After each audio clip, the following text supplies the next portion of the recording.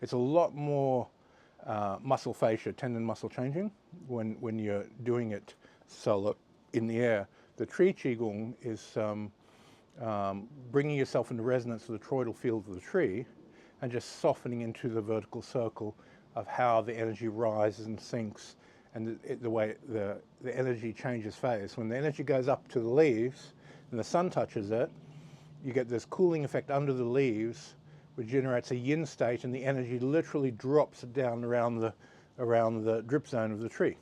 So it's sort of like you're under a yin magnetic water sprinkler coming down, hits the ground, goes up through the trunk, goes up to the leaves again, gets that electric state. And there's several degrees difference in temperature between the top of a leaf and the bottom of a leaf. And that temperature difference under just makes the life force softly trickle down.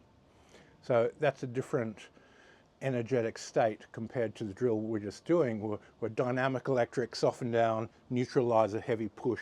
So it mechanically feels different, mentally feels different.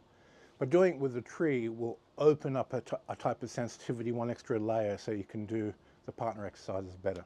It's definitely going to benefit. For the healing quality, the tree is just 100 times better. It really heals the body because of that switching between electric and magnetic, and absorbing that the yin energy from the tree in that magnetic softening down energy that comes from under the leaves. So even if you look at the underside of this and then the top of those branches, you'll see on the top you have this electric rising energy, and underneath everything's just softly trickling and softening down. So there's a very obvious yin and yang of the space. And on bigger trees, they have the same thing happening. If the tree is narrow and tall, and all the branches are on the top and there's none on the bottom, just a trunk, it's less obvious. But if it's a wide tree, it's very, very obvious, the yin space of the tree. So you just play with it.